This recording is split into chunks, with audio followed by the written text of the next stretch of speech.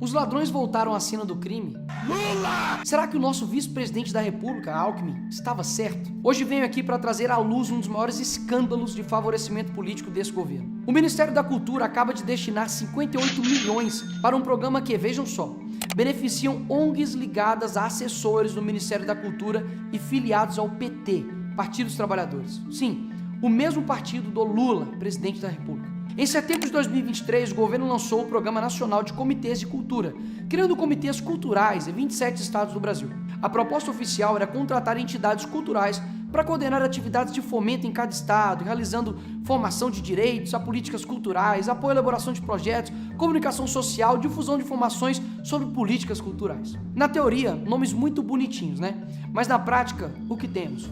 ONGs ligadas a assessores do Ministério da Cultura e militantes do PT, sendo beneficiados com milhões do seu dinheiro. Entre os contemplados do programa, há inclusive um empresário envolvido em investigações por desvio de recursos públicos e lavagem de dinheiro. Além de pessoas já investigadas por desvio de dinheiro público, um candidato do PT a vereador em Curitiba também foi beneficiado com esse programa do Ministério da Cultura. Agora, imaginem se isso fosse no governo Bolsonaro e um candidato do PL tivesse recebido essa verba. Terceira Guerra Mundial. Mas não paramos por aí. Para piorar ainda mais a situação e deixar toda essa história no mínimo duvidosa, a ministra Margareth Menezes, isso mesmo, a ministra gestora da pasta que destinou esses valores, foi pessoalmente inaugurar o Comitê de Cultura, enquanto o beneficiário era também pré-candidato do PT ao cargo de vereador na cidade de Curitiba. Informações da reportagem ainda afirmaram que o comitê utilizado para promover política pública financiada com dinheiro público também serviu para atividades de campanha eleitoral. Outro exemplo claro desse esquema é o caso do militante do PT de Manaus, Juan Otávio da Silva Rodrigues. Ele foi escolhido para coordenar o Comitê de Cultura no Amazonas, recebendo 2 milhões do Ministério da Cultura. Até aí, tudo bem. Mas além disso, ele teve passagens pagas pelo governo para participar de eventos culturais em Brasília. E no mesmo período, participou de um encontro com a democracia cubana na sede do diretório do PT. E adivinha o que aconteceu logo depois? 2 meses após essa peregrinação política, Juan foi nomeado coordenador do escritório do Ministério da Cultura no Amazonas, em pleno ano eleitoral. Juan, que esteve envolvido na campanha de Anny Moura para vereador em Manaus, secretária nacional de mulheres do PT. Foi premiado com um cargo comissionado logo após o convênio com o governo. Esse é apenas um dos muitos casos de apadrinhamento político que estamos vendo. Enquanto cortam verbas da educação, saúde, dizem que falta dinheiro para áreas essenciais, 58 milhões de reais estão sendo destinados a ONGs com ligações partidárias. É revoltante ver o uso político descarado dos recursos públicos. Esse governo prioriza seus amigos enquanto o povo sofre com a falta de recursos básicos. Agora o que eu quero dizer para vocês é o seguinte: não ficarei parado diante desse escândalo. Já tomei as medidas cabíveis. Acionei o Ministério Público e o Judiciário para investigar esses fatos. Também protocolei um pedido de informações ao governo, exigindo transparência e uma representação ao Tribunal de Contas da União para que tudo seja apurado. Chega de corrupção, chega de favorecimentos. O Brasil precisa de governantes que cuidem do povo, não dos amigos do poder. Esse é o meu papel de político. Mas eu conto com o apoio de vocês para lutarmos por justiça e transparência. A gente vai continuar fiscalizando e lutando. Gostou desse vídeo? Se inscreve nesse canal, curte, comenta e compartilha para que mais pessoas saibam dessas informações. Um presidente sem povo e agora um circo só de palhaços. Esse é o retrato da decadência do Lula e companhia. Abraço à democracia. Esvaziado, assim como a narrativa que quer colocar esses como os antidemocráticos. Os que mais arrotam por pacificação são aqueles que mais correm em direção contrária a ela. Dia 8 de janeiro, um golpe sem plano, sem comando, sem armas, sem noção. Um crime impossível, tão real quanto envenenar alguém com um copo de água potável. E sim, diferentemente dos black blocs e badeneiros de esquerda que foram absolvidos, coincidentemente, quando dessa vez estão de verde e amarelo, são condenados a cumprir penas de 12, 15, 17 anos de cadeia. Aqui cabe uma pergunta: qual criminoso você lembra que ficou na cadeia tanto tempo assim no Brasil? Talvez quem embolou o maior esquema de corrupção no Brasil? Não, ele foi condenado a 12 e já está solto. Talvez o homem que foi condenado a 400 anos, com certeza ele está na cadeia, né? Não, ele está solto. Elise Matsunaga, que matou e esquartejou o marido, pegou uma pena de 19 anos. Por um outro lado, um homem chamado Aécio, que disse que iria cagar no Congresso, foi condenado a 17 anos. Ou seja, na mente da nossa justiça, matar e esquartejar não está muito longe do que falar merda. Anistia ampla, geral e irrestrita.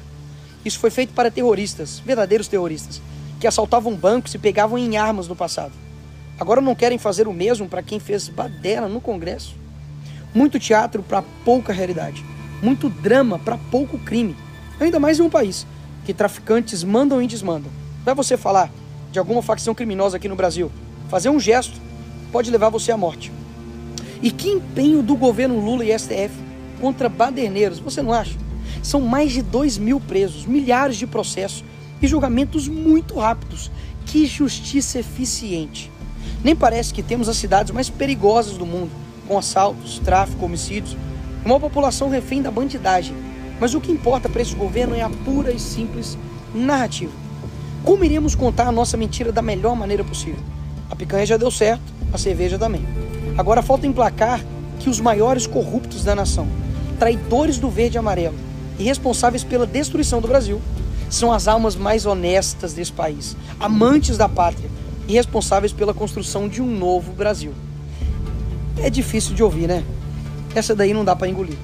Mas no fim das contas, Nicolas, o que é para fazer? O que todo mundo pensa, e aqui eu só vou falar. 2 anos de cadeia já é mais do que suficiente para quem fez baderna.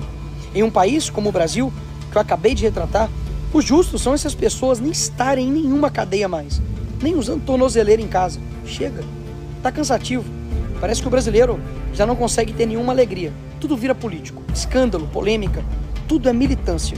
O brasileiro não consegue mais passar um dia em paz, porque todo dia é uma notícia nova, de um imposto novo, de um novo preso, de uma nova narrativa, de um velho governo. O Brasil merece mais.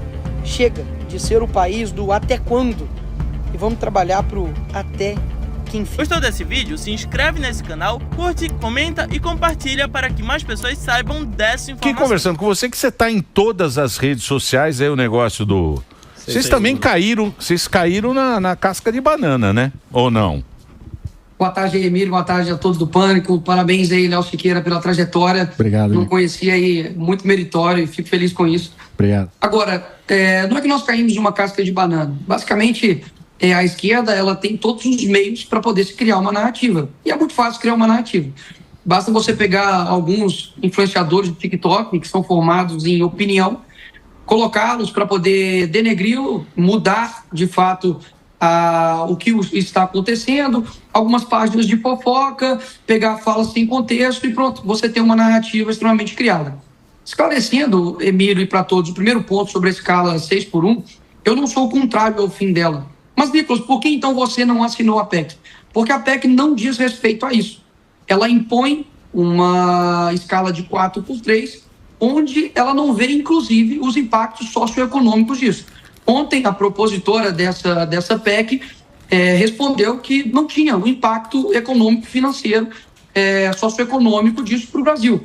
E eu não vou ser irresponsável de simplesmente por pressão de uma medida populista que, no fim das contas, gera desemprego, gera inflação e que eu sei que na ponta da linha quem vai sofrer é o mais pobre, simplesmente assinar isso sem nenhum tipo de responsabilidade. O que eu sou a favor é de uma flexibilização, inclusive, sou o contrário a diversos pontos da própria CLT, que teve como inspiração a Carta del Lavoro, né, do verdadeiro fascista Benedito Mussolini, e que a esquerda sempre exaltou, e agora as pessoas estão percebendo, não tanto, mas estão começando a perceber que, na verdade, quem é explorado é o trabalhador e o empresário pelo Estado, que o trabalhador ganha seus R$ 1.400, o empresário que se arrisca para lucrar e daqui a 10, 20 anos ele quebra, enquanto isso o Estado, que nada te devolve, tem aí explorado a todos. Então esse é o meu ponto.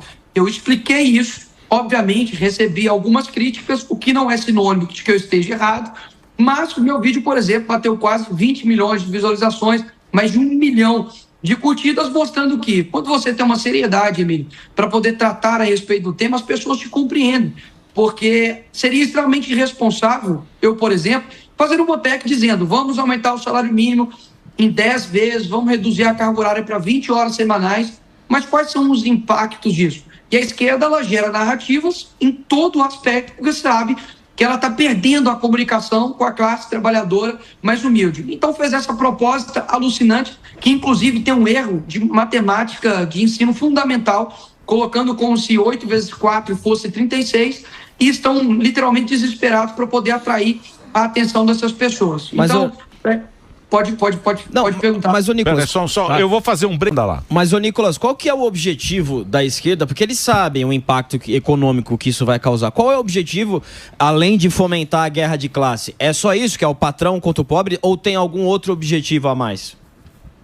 Olha, eu posso dizer que o impacto financeiro disso, eu inclusive estou aqui com um estudo feito pela FIENG, do Flávio Rospel, que mostra todo o impacto socioeconômico disso daqui e mostra, por exemplo, o Brasil, numa redução, por exemplo, da carga para 36 horas, por exemplo, o impacto disso é uma perda de 38 bilhões por semana e para Minas Gerais, por exemplo, 3,6 bilhões. Ou seja, todos esses impactos, as consequências negativas, elas irão ocorrer. Só que sempre a esquerda ela nunca assume a responsabilidade disso. E o que as pessoas precisam compreender é, como diz Ayn Rand, né, você pode ignorar a realidade, mas você não pode ignorar a consequência da realidade. E é claro, a esquerda tem perdido a comunicação com a classe, né, trabalhadora mais comum e brinca com o sentimento dessas pessoas prometendo uma impossibilidade que, no fim das contas, só vai gerar pobreza. Eu quero lembrar aqui de alguns casos, por exemplo, na reforma trabalhista, que foi feita pelo Temer, houve diversas manifestações da esquerda, fora Temer, colocando ele como o inimigo do trabalhador, e no fim das contas o que gerou? Uma maior flexibilização, inclusive, dos novos tipos, né, de trabalho, como, por exemplo, o home office, mas eles fizeram uma narrativa absurda. Você tem em 2013 a PEC das domésticas, que da mesma forma, toda a mídia, toda a esquerda acabou com quem votou contrário, inclusive um dos que votou contrário foi Jair Bolsonaro, tomou pancada até falar chega, e 10 anos depois, o que aconteceu? Resultado: 75% das domésticas viraram diaristas, perderam a sua estabilidade e carteira assinada, ou seja, a esquerda não assume a culpa disso. Em Seattle, agora, né, em 2022, também mais uma vez, pela esquerda, colocou ali o aumento de $26, né, por hora de todos os trabalhadores de aplicativo. O que aconteceu? O resultado disso? Redução de de 300 mil menos pedidos na plataforma e uma geração de desemprego. Ou seja, a esquerda ela sempre te oferece um paraíso e, na verdade, te entrega um inferno. E deixar aqui um ponto interessante. Agradecer à esquerda, né, por me colocar como se eu fosse o culpado por todas as coisas do Brasil. E ignoram, por exemplo, que a produtividade do brasileiro ela é muito baixa, não porque o brasileiro é preguiçoso ou porque ele é inerte, é porque nós temos todo um contexto brasileiro que faz com que a produtividade caia, como, por exemplo, a insegurança. Hoje o trabalhador ele é roubado com o celular, por exemplo, na fila para o ônibus, do ponto de ônibus, e ele tem que arcar com aquilo. E esse dinheiro vai sair de onde? Dele, ele tem que pagar em 12 vezes. Você tem uma mobilidade urbana horrível, que faz com que a pessoa demore 1, 2, 3 horas para chegar no trabalho. Você tem uma educação precária, que não gera pessoas com uma boa qualificação de mão de obra. Então, eu trago uma reflexão para as pessoas, que foi isso que eu fiz no meu vídeo, de olhar para que existe todo um Estado que está acabando com a sua vida. Seja você de direita, de esquerda, hétero, homossexual, branco, negro, pobre ou rico. Porque todos são explorados pelo Estado. E por que esse pessoal de site de fofoca, pessoas, né, influenciadores, que estão colocando que, como se eu tivesse culpa do meu salário de 44 mil, porque não fui eu que estabeleci isso, e eles medem eu com a régua deles. Agora, olha só que interessante, ontem, era 10 horas da noite, eu estava no plenário, e sabe quem não tinha dado presença desde 1h55 da tarde até 10 horas da noite? Quem propôs essa redução de escala de uma maneira completamente irresponsável. Ou seja, eles levam propostas demagogas sem olhar as consequências disso, e quando a bomba estoura, a culpa é de qualquer um, menos deles mesmos. E para finalizar, na época da pandemia, lançaram o slogan: fica em casa, economia te vê depois, colocando uma confusão cognitiva como se a economia não fosse vida, mas a economia é vida. Imagina se o agro tivesse parado, não teria alimento. Imagina se o hospital tivesse parado, não teria, por exemplo, acesso à saúde. Ou seja, no fim das contas, foram quebrados diversos empregos, destruiu praticamente o Brasil economicamente, e a culpa foi de quem depois? Não foi da esquerda, foi do Bolsonaro. Só estou querendo deixar aqui bem claro para todos de que uma proposta feita pelo PSOL, que lá atrás, assim como o PT, foi contra o fim da contribuição sindical, que basicamente coloca mais dinheiro no bolso do trabalhador e coloca menos dinheiro nos sindicatos, não foi apoiado pelo PT. Você tem o PT tendo um rombo de quase 8 bilhões nas estatais. Quem paga essa conta, no fim das contas, é o trabalhador. Tivemos a Lava Jato, que o resultado foi quase 5 milhões de desempregados. O resultado, quem falou a respeito disso? Ninguém. Ou seja, eu não cedo, Emílio e a todos, a pressão midiática, porque eu sei que eu nunca irei ser incoerente e irei simplesmente fazer algo populista para poder receber aplausos e elogios. Eu estou aqui para ser representante das pessoas, para poder falar as coisas de maneira clara, responsável e não trazer PECs lacradoras para poder ter voto. É isso aí, o Siqueirinho. De que se você, não adianta você ter boas intenções com projetos ruins, né? Se você reduz a força de trabalho mantendo o salário fixo, você está aumentando o custo do trabalho. Se você aumenta o custo do trabalho, o empresário tem apenas 3 possibilidades, né? Ou ele passa isso via preços, vai gerar inflação, todo mundo paga, ou ele vai contratar trabalhadores informais, e aí o trabalhador informal tem 0 direitos, ou seja, vai prejudicar ainda mais as pessoas, né? Ou ele vai trocar pessoas por máquinas, né? Porque as máquinas não vão ter esse custo. Então, concordo aí 100%. Minha pergunta eu acho que a gente está aqui já na fase propositiva, né? E muitas pessoas falam com razão, assim, falam assim, tudo bem, legal, mas... E eu concordo, ninguém quer aqui trabalhar infinitamente, né? Ninguém quer, as pessoas que preferem descansar e etc. Então, qual que é a sua visão aí que a gente pode propor para movimentar esse debate aí? Então, como é que a gente reduz essa escala sem que seja de uma maneira populista? Você já falou algumas coisas aí sobre a CLT. Então, para a gente ser propositivo, não simplesmente ficar atacando pedra nos outros, né? Qual que é a sua visão aí de proposta para poder melhorar isso? Perfeito, Léo. Ontem nós assinamos uma PEC do Maurício Marcon, PEC da onde ele dá 2 opções para o trabalhador, ou seja, ou manter a escala tradicional, 6x1, ou ele de fato ter uma escala onde ele é pago por hora trabalhada. E óbvio, porque até mesmo é constitucional, visando o mínimo do salário mínimo, ou seja, ele não pode ganhar menos do que o salário mínimo.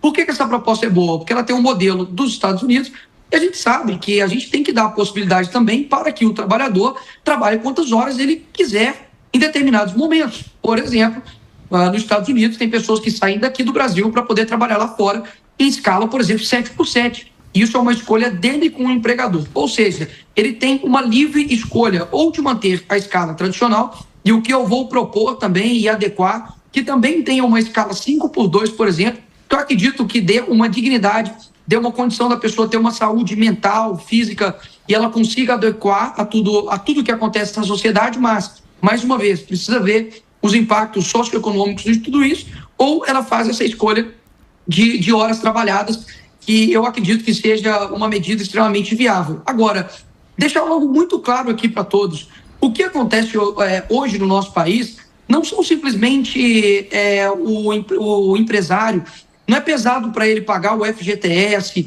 pagar ali o 13º, os benefícios, não. O que é pesado para eles é pagar a maior carga tributária, talvez, do mundo. Ou seja, o que de fato atrapalha com que o empregador e o empregado ele consiga ter uma boa relação é o peso do Estado. E as pessoas estão começando a olhar com olhos mais críticos para isso. Nós temos, por exemplo, esse ano, o recorde de impostos recolhidos, ou seja, dinheiro retirado do bolso do contribuinte. 3 trilhões que o Lula fez esse ano, retirando dinheiro das pessoas para poder bancar um Estado extremamente inchado. Nós temos um judiciário que custa 152 bilhões de reais por ano. Nós temos, por exemplo, eventos como o Janjapalooza, que vai custar também milhões do seu dinheiro. Por que essa turma não fala a respeito disso? Porque eles não estão preocupados com você, trabalhador. Eles sempre te utilizaram de massa de manobra. E eu sei que é muito difícil fazer com que uma classe trabalhadora que realmente tem um peso do Estado em cima entenda isso. E, portanto, eu não somente, como eu já disse anteriormente, sou contrário ao fim da escala 6x1, mas eu tenho responsabilidade de entender que essa PEC, da forma como está, não é a solução. E deixo aqui 2 perguntas. Se isso foi tão interessante, se isso era uma proposta que o PT tanto queria há bastante tempo, primeiro, por que ele não deu andamento a uma PEC que está na CCJ parada há 10 anos? E eu faço um desafio aqui ao Lula. Por que ele mesmo não envia essa PEC para o Congresso? Vai que ele nos convence. Ou seja, O Lula mesmo sabe que isso geraria o declínio total do Brasil em termos de desemprego e inflação, e eles estão literalmente fazendo isso como um balão de ensaio para poder retomar a classe trabalhadora mais humilde, que eles de fato perderam o completo contato e completa conexão. É lógico, mas aí você matou a charada. O grande perigo disso é o seguinte: da maneira como está, e muitos querem colocar falácia, mentira, de que não, mas porque você não assinou, porque somente com a assinatura você consegue discutir o projeto. Mentira. Mentira. Nós estamos fazendo o quê aqui? O que a população está fazendo? Só há debate quando há entre políticos? Pelo contrário, a participação ela é popular e é isso que está acontecendo em partes. Porque, inclusive, se você olha, por exemplo, o esgoto da internet, como, por exemplo, o Twitter, estão pregando morte a quem não assina a PEC, ou seja, são essas pessoas mesmo que querem te ajudar, as pessoas que, de fato, que nunca fizeram nada nos 16 ou 20 anos que estão à frente da presidência da República pelo trabalhador. Eles dizem, por exemplo, Emílio, movimento sem terra. Poxa, os caras estão sem terra há 20 anos. Será que ninguém nunca se ligou que vai continuar sem terra?